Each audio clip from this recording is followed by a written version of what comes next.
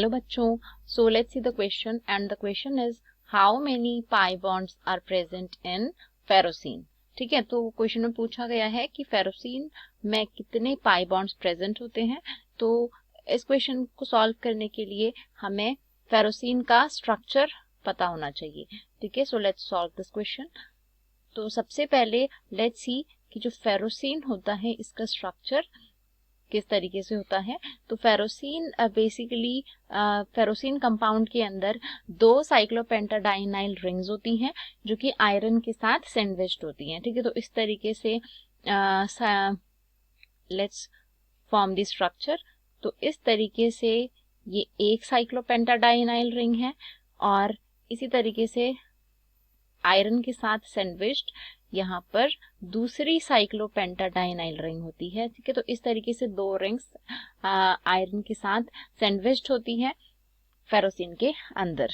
ठीक है, तो इसी स्ट्रक्चर को अगर हम इसमें पाई बॉन्ड्स को अच्छे से शो करेंगे तो इस स्ट्रक्चर को हम इस तरीके से भी दिखा सकते हैं, क्योंकि ये जो स्ट्रक्चर है ये एक्चुअली इस तरीके से होता है। ये जो एक साइक्लोपेंटाडाइनाइल रिंग है इसको हम इस तरीके से शो कर सकते हैं, जिसमें 2 डबल बॉन्ड्स हमें क्लियरली दिख रहे हैं और एक यहाँ पर 2 अलग से इलेक्ट्रॉन्स भी हैं, क्योंकि ये नेगेटिव चार्ज दिया हुआ है। इसका मतलब 2 इलेक्ट्रॉन्स होंगे इसमें प्रेजेंट जो इस पूरी रिंग के अंदर इन्वॉल्व होंगे, क्योंकि रिंग की एरोमेटिसिटी को मेंटेन करने के लिए ये दोनों इलेक्ट्रॉन्स भी रिंग में इन्वॉल्व होंगे। अब इसी तरीके से अगर हम देखें जो दूसरा हमारा Fe के साथ सैंडविच्ड जो दूसरा साइक्लोपेंटाडाइनाइल रिंग होती है वो कुछ इस तरीके से होगी। ठीक है, इसका भी स्ट्रक्चर इस तरीके से होगा।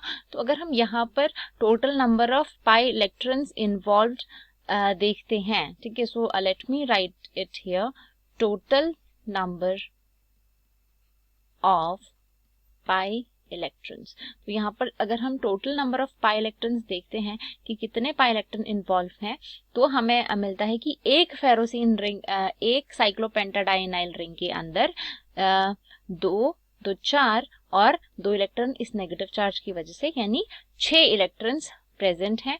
और क्योंकि यहाँ पर 2 रिंग्स हैं यानी कि 2 × 6 यानी 12 इलेक्ट्रॉन्स यहाँ पर इस पूरे के पूरे कंपाउंड के अंदर प्रेजेंट हैं। और अगर 12 पाई इलेक्ट्रॉन्स प्रेजेंट हैं तो इसका मतलब जो पाई बॉन्ड्स प्रेजेंट होंगे उसका नंबर हो जाएगा 6। ठीक है, क्योंकि 2 इलेक्ट्रॉन से एक बॉन्ड बनता है, तो यहाँ पर अगर 12 इलेक्ट्रॉन्स प्रेजेंट है इसका मतलब 6 पाई बॉन्ड्स यहाँ पर प्रेजेंट होंगी। तो इस क्वेश्चन का जो करेक्ट आंसर हो जाएगा that will be 6 bonds. Okay, so I hope you understood the concept. All the best.